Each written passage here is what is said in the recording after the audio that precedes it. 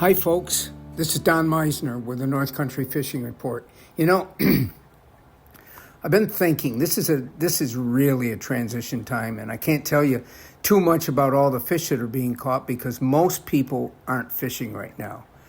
But I've really had a great time in thinking about what I've learned this year, and I want to pass on some tips. And these will be very short snippets of things that I think I've gained that can maybe make me a better fisherman next year. Number one, and boy, I'll tell you, this makes a huge difference. Colored line. If you, and it's not that I'm getting blind or anything, but I got to tell you, if you're fishing with sort of finesse type of lures like soft plastic lures or worms or something that you're just bringing it through the water and then stopping and then moving it again, it's critical that you be able to see if a fish takes that bait in. Because if the lure isn't moving very much, then probably all they're going to do is come up behind it and just suck it in. And that will be like a little tick on the line, a little twitch. And if you can't see the line, you might not be aware that a fish is hit. And it really is an important factor. And I like bright colored lines, something like chartreuse or red, something like that, because I don't think it inhibits you getting strikes. I really don't. The second thing that really has become important to me, and I've thought a lot about, is the importance of the type of hook you use, and specifically the difference between using a single hook and a treble hook. Now, when I was a kid, all the hooks that you could have was better because all the fish you were catching to keep and eat. Well, it's different today. And a single hook is so much better for the fish because you've only got one point going into them. That's one wound. Second of all, it's so much easier for you to get the hook out of the fish. Now, in some cases, if you struggle with it, it isn't going to actually hurt you. But if you're catching northern pike or walleye or something with sharp teeth, it's important that you don't have to stick your hand in there. After you get one hook out, there's two more hooked in, or there's two sets of hooks. So this, to me, is a huge thing. I got to tell you, the last time I went out fishing northern pike, just a week ago, I caught 5 fish, and every one of those fish was caught with a bucktail jig with a single hook. And I didn't have pliers. I had nothing. I could just get the hook out easily. And believe me, that makes a huge difference.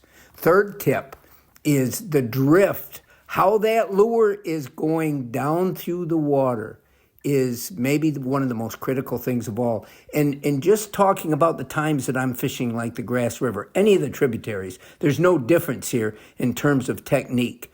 But the difference between whether you cast across the stream and let it drift from that point down, you're only really getting half a drift where the lure is sinking down, and then it's washed downstream from you, and you got to bring it back. Whether you cast upstream, just how you use it. Now, I've had days where I'll fish a stretch of river. I'll fish it all the way downstream. Nothing. I'll come back and fish by casting upstream. And there were fish in every one of those pools, but they didn't hit with the downstream drift. It just depends. Another day it could be different, but the drift can make all the difference in the world.